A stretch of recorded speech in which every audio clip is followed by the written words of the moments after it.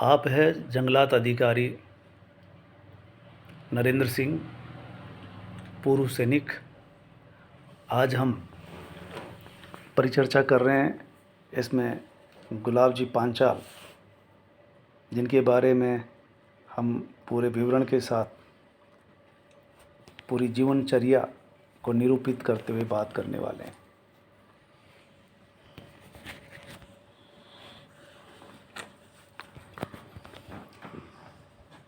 और आप हैं प्रोफेसर रमेश चंद मीना साहब, गवर्नमेंट कॉलेज बूंदी। आज हम पांचाल साहब से वर्षों से, कोई एक दशक से हमारा परिचय है कि पांचाल साहब को अब कई रूपों में जानते हैं। आप 80 वर्ष पार कर चुके हैं। शिक्षा से आपने आरंभ किया और शिक्षा अधिकारी तक पहुँचे। समाज में भी आपने एक मुकाम हासिल किया। शहर में वृद्धाश्रम चलता है, उस एनजीओ के तहत वृद्धाश्रम के आप आज तक अध्यक्ष हैं। इस तरह से समाज में और एक संस्था के प्रमुख के रूप में आप अपनी भूमिका निभा रहे हैं। जब भी हम साहित्यिक कार्यक्रम करते हैं, कभी गोष्ठी करते हैं, आप उसमें अक्सर रूबरू होते रहे। हम चाहेंगे कि जब आप शिक्षक बने, शिक्षक से फिर कविता की ओर मुड़े, फिर आप वृद्धाश्रम तक पहुँचे। इस जीवन यात्रा में, ये लंबी जीवन यात्रा आपकी, तो आपकी शुरुआत होती है शिक्षक से।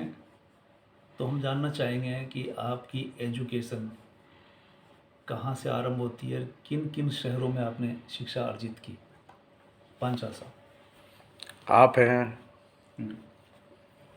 हो गए। गुलाब चंद जी पांचाल साहब, जिला प्रसार अधिकारी से रिटायरमेंट है और अभी समाज की सेवाएं दे रहे हैं।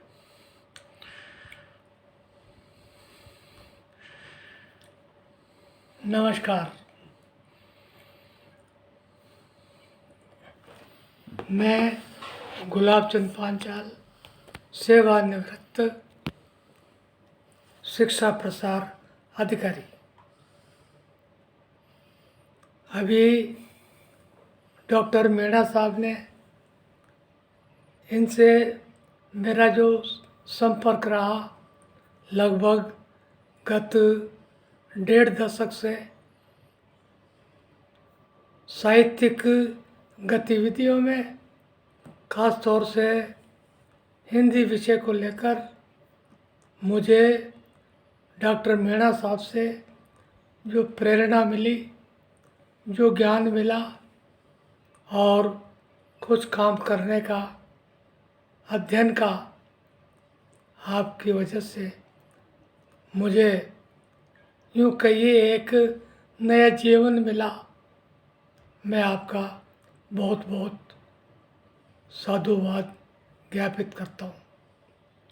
जहाँ तक शिक्षक के रूप में मेरी जीवन यात्रा पर आपने अभी जानकारी चाहिए, तो मेरे शिक्षक बनने में मेरे पिताजी का बहुत गहरा योगदान रहा, जबकि वो अशिक्षित किसान और दस्तकार थे। मैं मेरे परिवार का पहला मैट्रिकुलेट आदमी हूँ और शुद्ध रूप से ग्रामीण क्षेत्र से संबंध रखता हूँ। लेकिन मुझे जो संस्कार, शिक्षा में काम करने के प्रेरणा मुझे मेरे पिताजी से मिली, उसने मुझे अंगुली पकड़कर आगे बढ़ने में कदम कदम पर मेरा साथ दिया। मेरी जो शैक्षिक गतिविधियों में सीधा जुड़ाव है वो 10वीं क्लास तक रहा, लेकिन मेरे पिताजी की प्रेरणा से मैं मात्र 10 वर्षों में राजकीय सेवा में रहते हुए MA B.Ed तक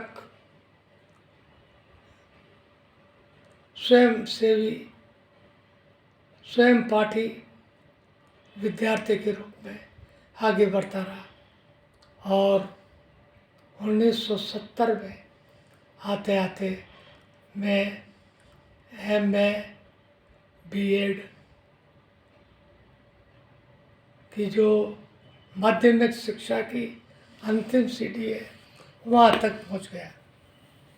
इसके अलावा अभी नरेंद्र भाई से मेरी बात चल रही थी, शिक्षा की दृष्टि में भी मेरा व्यक्तित्व बड़ा विरोधाभासी है, क्योंकि पोस्ट ग्रेजुएशन मेरा हिस्ट्री का और पढ़ाने का अवसर मुझे हिंदी के रूप में मिला। मैं तो मेरे सारे व्यक्तित्व के आधुनिक स्वरूप और एक अच्छे चेहरे के रूप में जो पहचान मुझे मिली उसका सारा श्रेय केवल हिंदी को देता हूँ। और डॉक्टर रमेश जी ने जो स्तंभ चला रखा है हिंदी है हम, वो हम जैसे लोगों के लिए बहुत प्रेरणा देने वाला स्तंभ है। तो मैं ये कहूँगा कि कुछ संस्कार ऐसे रहे कि मैं अशिक्षित परिवार से संबंधित होते हुए भी मेरे पिताजी का ये वाक्य मुझे सदैव प्रेरित करता रहा कि तुम जो तनख्वाह लेते हो वो तुम्हारे लिए छात्रवृत्ति है सरकार की तरफ से, पढ़ते रहो पढ़ाते रहो, हमें तुम्हारी तनख्वाह से कोई मतलब नहीं, बहुत बड़ी बात बाकी पढ़ते रहो। तो आपके पिताजी ने आपको पढ़ने के लिए एक बहुत बड़ी भूमिका निभाई, जैसा कि आप कहते हैं। तो इसी संदर्भ में हम पूछना चाहेंगे कि पिताजी को लेकर के और आपके बीच में ऐसे कुछ वाक़ये हुए जो उल्लेखनीय है, उनको थोड़ा सा बताया जाए संक्षेप में। संवाद जो आपके हुए हैं पिताजी और आपके बीच में। मैंने मेरी पहली सैलरी जब मुझे मिली और मैंने मेरे पिताजी को देना चाहा, मैंने कहा ये मेरी पहली तनख्वाह है, इसे स्वीकार करो। उन्होंने मुझे आज भी वो वाक्य याद है कि गुलाब किसान थे कि मारा घर न दो हाड़ी नौकर हाड़ी समझ गए। हाड़ी मारा घर न दो हाड़ी जो 24 घंटा के लिए काम करे छे और मारो लड़को सरकार का हाड़ी छे। Very good. देख मैं एक शब्द भी अपनी तरफ से नहीं मिला रहा, मन संतोष ये बात को छे कि मारो लड़को सरकारी हाड़ी है सुखी छे और सरकार उन्हें पढ़ा रही छे। इन्हें एक ही इच्छा सु घरे लेखा कि इसने पढ़ाई अपनी इच्छा से छोड़ी, लेकिन अब वो खर्चा जो मेरे पास से हो रहा था सरकार दे रही है, ये पढ़ता रहे और पढ़ाता रहे और पढ़ाता रहे। मुझे लाभ ये है कि मेरे यहाँ जो आड़ी है वो 24 घंटे के और मेरा लड़का भी सरकार के पास हाली है लेकिन सुखी है। संतुष्ट है, तो संतुष्ट है। ये पिताजी के शब्द थे और पिताजी को लेकर के आपने बहुत सारी बातें आपके जीवन में जिस तरह से उतारी। संत प्रवृत्ति के आपके पिताजी रहे और सत्संगत उनकी जैसी रही, उसका बीजारोपण आप में जो पड़ा हम सब वाकिफ है अच्छी तरह से। अब हम ये जानना चाहेंगे कि जिससे सारा बूंदी शहर और आपका समाज भी जानता है, उस वृद्धाश्रम तक आप कैसे पहुंचते हैं? ये भी इत्तेफाक है, मैं वृद्धाश्रम के विषय में कुछ नहीं जानता था। एक मित्र है मेरे ब्रजबिहारी शर्मा, वो सरकारी योजनाओं के मामले में बड़े अपडेट रहते हैं। एक्सपर्ट है। हमने एक संस्था बनाई, सुदामा सेवा संस्था, और उसके संरक्षक श्री हरिमोहन शर्मा, पूर्व वित्त राज्य मंत्री, उस समय भी थे, आज भी है। उसी समय वसुंधरा राजे मुख्यमंत्री हुआ करती थी।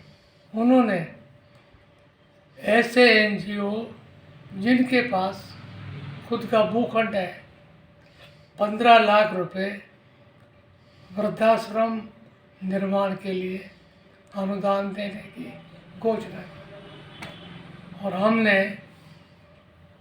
श्री हरिमोहन जी के पद प्रभाव की वजह से एक भूखंड प्राप्त कर लिया था, अप्लाई किया, और हमारी एनजीओ के नाम तत्कालीन राज्य सरकार ने एक 15 लाख रुपए का बजट स्वीकृत किया। आज हमारी संस्था के पास लगभग 1.5-2 करोड़ रुपए का विशाल भवन है। उसमें लगभग 25 कमरे हैं, 30 बाई 40 का हॉल है, चारों तरफ बरामदा है, लेटरिन बाथरूम, सब 40 आदमियों के रहने का, सोने का, खाने का बड़ी अच्छा सुव्यवस्थित प्रबंधन हम लोग देते हैं। मैं तो अभी 1 महीना पहले उम्र के लिहाज से शारीरिक अस्वस्थता के कारण उससे कार्य मुक्त हो गया, लेकिन बूंदी को एक बहुत बढ़िया चीज़ आज की तारीख में उपलब्ध है, जहाँ अभी भी लगभग 30 वृद्धजन रह रहे हैं और अपना जीवन बसर कर रहे हैं। Very good. हाँ जी, तो ये वृद्धाश्रम से एक बात याद आई कि आखिर समाज में बड़ी तेज़ी से बदलाव आया और बदलाव का ही परिणाम है वृद्धाश्रम, क्योंकि वृद्धाश्रम वैसे भारतीय संस्कृति की जो अवधारणा है उसके विपरीत जाता है। इस संदर्भ में बदलना समाज का या युवा पीढ़ी का जो ये बदलाव है और वृद्धाश्रम की तरफ बढ़ जाते हैं, इस बदलाव को आप किस अर्थ में लेते हैं? जबकि चूंकि आप लगभग 1 दशक से वृद्धाश्रम का संचालन कर रहे हैं अध्यक्ष पद से, तो इस बदलाव को आप किस नज़रिए से देखते हैं? इसको बदलाव नहीं, आप समय की आवश्यकता कहिए। समय की मांग है। आवश्यकता है, ठीक है, आपका ये कहना उचित है कि भारतीय संस्कृति तो श्रवण कुमार की संस्कृति है, लेकिन आज नई पीढ़ी के साथ एडजस्टमेंट कर पाना वृद्ध जनों की इस पीढ़ी के लिए भी मुश्किल है और युवा पीढ़ी भी इस वृद्ध पीढ़ी के साथ में एडजस्ट नहीं कर पा रही। इसलिए इसके अलावा दूसरा विकल्प आज नज़र नहीं आता। बिल्कुल सही। ये बात तो सही है, पर इसमें ये बताएंगे कि शहर एक तरफ है, दूसरी तरफ गांव है, तो आप वृद्धाश्रम की नज़रिए से कैसे बताएंगे कि ये चीज़ शहर में ज़्यादा पाई जा रही है या गांव में, या आपके वृद्धाश्रम में कौन लोग ज़्यादा पहुंच रहे हैं? मैं आपको बताऊं, समस्या दोनों जगह है। सिटी और गांव। कम से कम जहाँ तक मैंने समझा है, खुद डॉक्टर रमेश चंद जी ने भी विश्वविद्यालय अनुदान आयोग से एक प्रोजेक्ट लाकर व्यक्तिशः लोगों का साक्षात्कार आयोजित किया है। उसमें ग्रामीण क्षेत्र के आवासी भी सम्मिलित थे, शहरी क्षेत्र के भी थे, लिखे पढ़े भी थे, बिना लिखे पढ़े भी थे, निसंतान भी थे, बाल बच्चे वाले भी थे, गरीब भी थे और संपन्न भी थे। ऐसे ऐसे लोग हमारे आश्रम में आकर रहने को विवश हुए हैं, जिनके पास 45 और 50 बीघा सिंचित जमीन थी, 4 बेटे और 1 बेटी का भरा पूरा परिवार था। लेकिन न बच्चे अपने आप को नई पीढ़ी के साथ एडजस्ट कर पाए और न वो पति पत्नी वृद्ध अपने युवा पीढ़ी के साथ एडजस्ट कर पाए। और उसका नतीजा यही हुआ कि रिजल्ट क्या है इसको सब जानते हैं, जब हाथ पैर जवाब दे जाते हैं।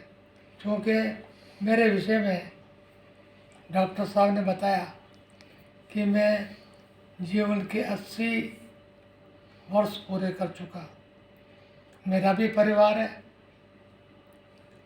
मैं इसको आदर्श के रूप में बार कहूँ तो वो गलती होगी।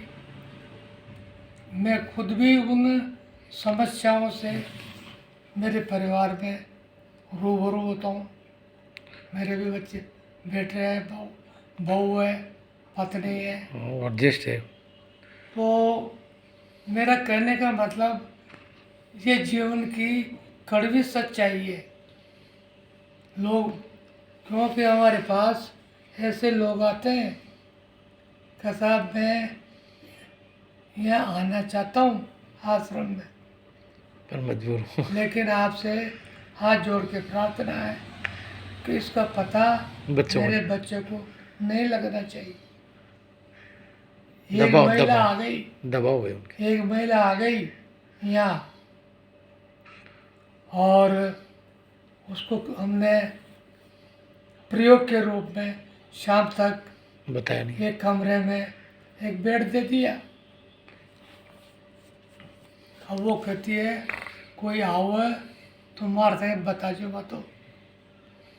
वहाँ लोग बाग आते हैं, फल फ्रूट बांटते भी आते हैं, कपड़े बांटने भी आते हैं। हाँ सब आते हैं। उसी रोज उनके मोल लेके सहयोग से कुछ लोग आ गए बांटने। हाँ, तो लोगों ने कहा वो आया जो आया। उसने कहा कौन आया? वो भला है, अच्छे संपन्न कर की महिला थी। कहे मन मत बताइए, तो मैं तुम्हें छिपा के चारा खड़ेगा। हाँ सभी के साथ तू भी। हाँ, वो छुप गई थी। वो दूसरे कमरे में इधर उधर लेकिन पता लग गया और शाम को उसको लेने आ गए। अच्छा, वो अपनी मर्जी से आई थी? हाँ, रूट दुखी के आई थी। दुखी हो हाँ, रूट शहर के। की या गाँव की? और कुछ या शहर की, अच्छा, इसी शहर बहुत की। संपन्न करके हाँ वो गाना नहीं चाहती अभी थी, अभी यही है कि गई वो? गई वो तो होता, ले गए होंगे वो। शाम को लेने आए। हाँ, वो उनकी इज्जत का सवाल है। ये पीढ़ीगत अंतराल कह सकते हैं इसको। जैसा कि आपने बताया अभी कि आप चूँकि एक तो शिक्षक के रूप में रहे, फिर एनजीओ से जुड़े। आपकी एक भूमिका और है जो महत्वपूर्ण है। पूरा शहर आपको बखूबी जानता है वृद्धाश्रम अध्यक्ष के रूप में, एनजीओ में काम करने के रूप में, लेकिन आप अपने पांचाल समाज में भी महती भूमिका निभा रहे हैं। उस संदर्भ में आप अपने कुछ चंद शब्दों में बताइए। देखिए, मेरे पिताजी ने जीवन के 7 सुख हमको बताए थे। क्या जिसको जीवन में 7 सुख उपलब्ध है उसका जीवन सफल है। मैं वो 7 सुख मोटे मोटे रूप में आपको बता दूं, आप जानते भी हैं। प्रथम सुख निरोगी काया, दूजा सुख घर में हो माया, तीजा सुख सुलक्षण नारी, चौथा सुख पुत्र आज्ञाकारी, पांचवा सुख शहर में वासा, छठा सुख राज में खासा, राज्य में कासो, शासन में दखल हो, और 7वां सुख जात में खासा। तो यहाँ आप समाज के अध्यक्ष भी रहे। तो वो भाग्य ने उस तरह अखिल भारतीय पांचाल विश्वकर्मा समाज का मैं आज भी राष्ट्रीय उपाध्यक्ष हूँ। बहुत बताई। और प्रदेश के मैं प्रदेश का कई बार महत्वपूर्ण पदों पर मैं जिले से चला। राष्ट्रीय स्तर तक पहुंच गया। आप और आपके पिताजी की क्या समानताएं हैं? प्रेरणा क्या था? मैं तो केवल अक्षर ज्ञान में उनसे ज़्यादा हूँ। बाकी जो गुणी है उसमें तो वो पारंगत थे। उनका जो ज्ञान था मैं उसको एक जन्म और ले लूँ वहाँ तक भी नहीं पहुँच सकता। जीने की कला। तो ये थे पांचाल साहब, जिनका ये पहला खंड हमने उनका लगभग व्यक्ति चरित्र, जीवन चरित्र देख लिया, शुरुआत से लेकर अंत तक। आप मान के चलते हैं कि आप पर पिताजी का गहरा प्रभाव रहा है, और मैं भी इस बात का गवाह रहा हूँ कि वाकई में आपके पिताजी कई अर्थों में दुनिया को समझ करके और उसके अनुसार यूँ कह सकते हैं कि एक मनुष्यता जिसे कहते हैं, वो मनुष्यता उनमें थी, और वो मनुष्यता आपने उनमें देखी, और आपने भी बहुत कुछ उतारा है। ये हम जानते हैं, हमने नहीं देखा आपके पिताजी को, पर हम मान करके चलते हैं कि वाकई में आपके पिताजी महान रहे। वो असर आप में हमने लगभग 1.5 दशक से मैं देख रहा हूँ आपके बोलने में, व्यवहार में। आज का कार्यक्रम यही एंड करते हैं। धन्यवाद।